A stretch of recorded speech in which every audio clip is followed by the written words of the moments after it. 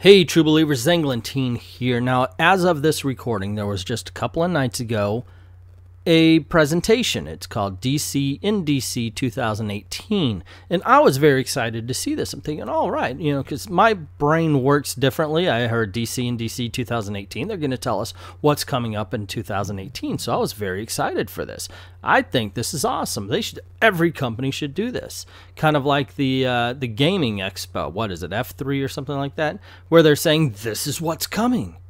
Have a place where, like in E3, all of the companies stand up and say, this is what's coming from Marvel, this is what's coming from DC, here's IDW. It's what we used to look to San Diego Comic-Con for, but unfortunately that's become, here's our new movie, look at this new movie, it's Hollywood instead of comic books. So I was going through YouTube and I found this, DC in DC 2018. Awesome, great, we're going to find out what's coming up in DC Comics. I am so looking forward to this.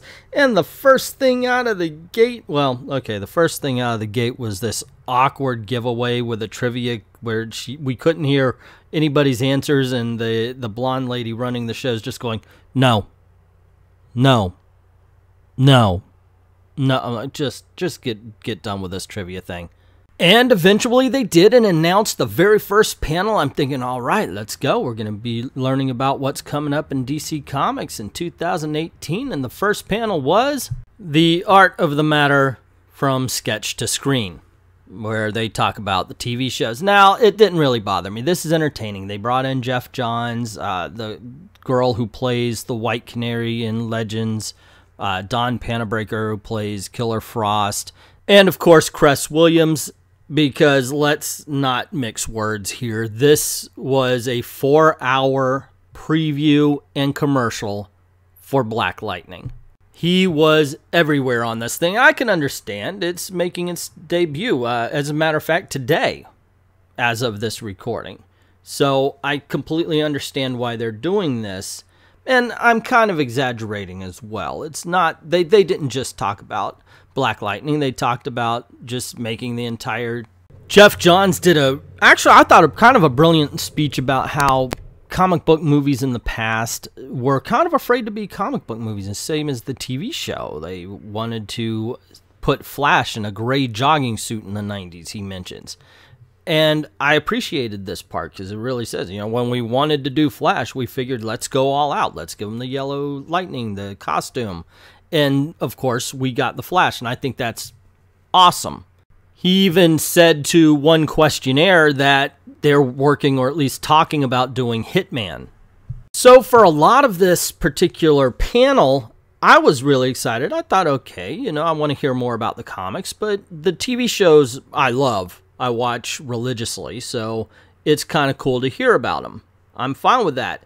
Until we got to something Akil Salim had said. He's the showrunner for Black Lightning, and he says, well, I'm a very sensitive guy. I'm the most angry black man out there.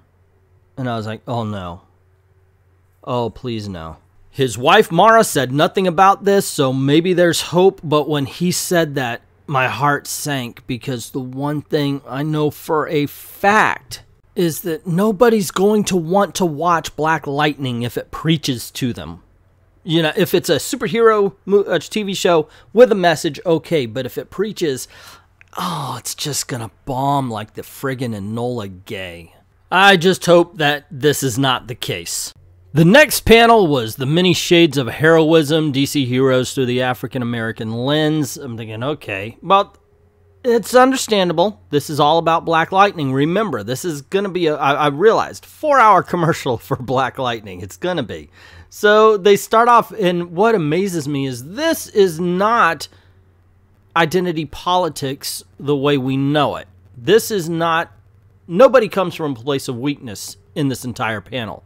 This is a panel of celebration and strength, which is the way it should be. That's one of the worst things about identity politics, is that they assume everybody who's not white, male, are weak.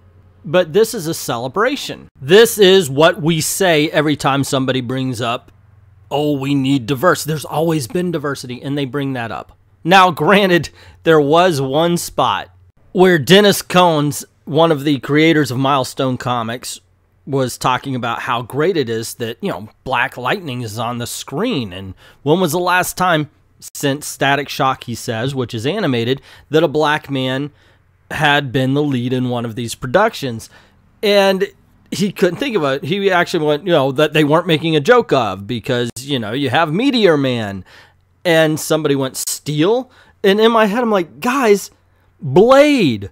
You could celebrate Blade, because that character, those movies kicked off the comic book movie boom. They did. Now, granted, back then, I would assume because Blade was a darker film, a lot of the 2000 superhero films were dark, broody kind of movies. But Blade really was the catalyst. Spider-Man just put it into turbo. But it was Blade who started it. Because after Blade, you got X-Men. And then after X-Men, you got Spider-Man. Kaboom!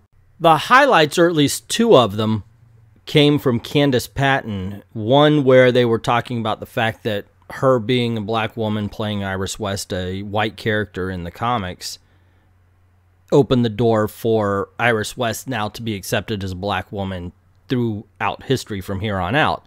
The second was when they were talking about her relationship with Barry Allen and the fact that he grew up in the same household, so she always wondered what it was like for Barry because he was raised black.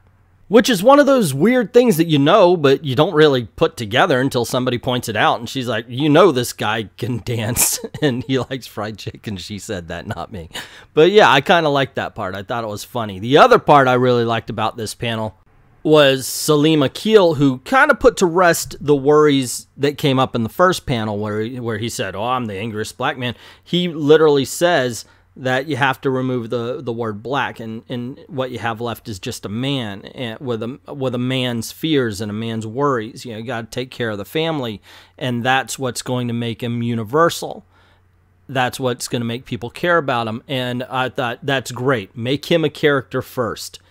So I'm very excited about this show, especially if they're going to focus on who he is rather than what he is. That's one of my biggest problems with identity politics, and you're probably going to hear me say that, like, oh, one of my biggest problems is I'm going to come up with something different.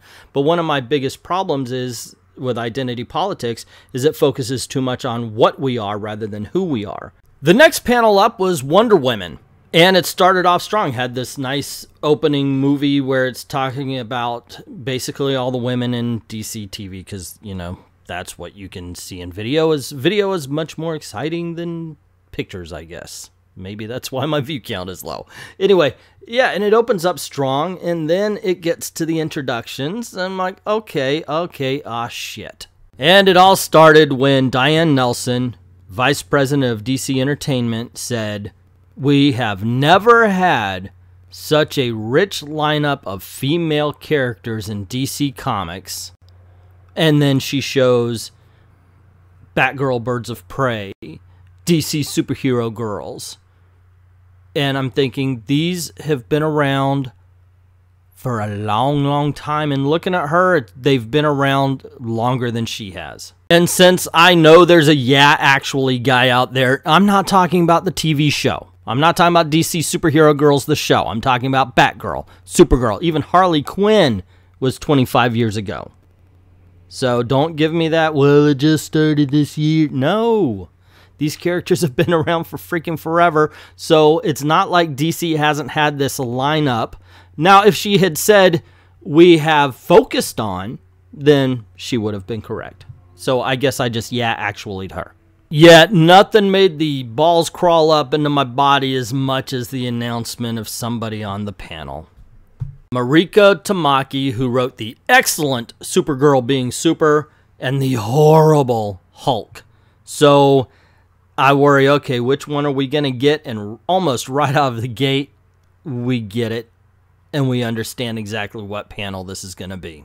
And right out of the gate, they're asked about, well, if 53% of comic book readers are female, why are only 27% of the characters female? which is a BS statistic because it's a projected 53, not a real 53. And, of course, Tamaki says, sexism, which just made me flip my lid because I'm an OG geek, and I remember when mentioning that you loved Batman comics would just dry up a vagina so freaking quickly. And don't get me wrong, there's always exceptions to the rules, and there's been female geeks since the first time a comic book's been presented. I guarantee you. I mean, heck, we've got some excellent female geeks working in comic books. Flo Steinberg, as everybody brings up. And she wasn't even the beginning. There were golden age female artists. And heck, I still bring up like Joe Duffy and such. So yeah, there's been tons. But for the longest time, geeks have been just guys. Just a bunch of guys and that random female. And so they have to market towards that. And that's why it wasn't sexism. If it was any kind of sexism, back then it was in the other direction. You have to act like this or we won't be with you. The panel wasn't all bad, just like the last few. There were good moments, bad moments. In this case, learning the fact that they had asked children what they thought about the superhero costumes before they made it for DC Superhero Girls, yeah, I kind of dig that. You're going to make it for kids. Why not ask a panel of kids what they think of the heroes themselves? That's kind of awesome. And the other parts was anytime anybody asked Cameron Bickendova, who plays Catwoman in Gotham, a question. She herself says that she's very shy, and her voice cracked damn near each time she was asked a question because you could tell she was nervous. But when she opened up to a father who asked a question and said, just show your little girls that this kind of stuff is okay, it really kind of hit home. And it could be one of the reasons we're seeing a whole bunch of women writers, women artists, more so than we did in the past, because there have been some in the past, but we are seeing more these days. Could be because geeks like myself grew up, we had daughters, and we normalized it. We made it just something that's around the household, something cool to see, something good that's out there for anyone to accept, and it does not have to be just guys. The next panel was The Pride of DC, the art of LGBTQ inclusion. Now, understand, this was something I turned on because I wanted to learn about DC Comics in 2018. And so far, not one panel out of 4 has been about comic books. Black people, yes. Women, yes. Now gay people, yes. TV show and movies, yes. Where are the comic books, DC? The panel actually starts off with a good clip from the animated series The Ray. Now, in the TV show, they made the Ray a homosexual character. I think they do in the comic books as well. I don't care about that. It does look awesome. And I did enjoy his appearance in the crossover, the Crisis crossover with the TV shows. And that was kind of cool. So it's a strong opening, at the very least. Although that went by the wayside when they asked a question, and Vita Ayala, she's written New Talent Showcase, Suicide Squad, Bitch Planet, that kind of thing. She said that one of the best things about working in the DC universe is that she can get her hands on people who haven't been, let's say, sexually orientated yet, and she wants to queer up as much as she can, which I thought is kind of bad because really what you want to do is speak to the truth of the character. Thankfully, almost immediately after, Steve Orlando, the writer of Midnighter and the awesome Batman in the Shadow crossover, said that, well, you got to make sure that you're writing layered and deep characters so they're not the be-all, end-all of the gay community. And that's the whole point. Not every character is a big representation of everybody. You got to make them their own people. He goes on to say that the gay community deserves not caricatures, but after 50 and 75 years, characters, which is what we've been saying all along. My particular phrase is representation, not presentation, which is what we get especially through books like America and Iceman. Honestly, had they ended it right there, this would have been the perfect panel.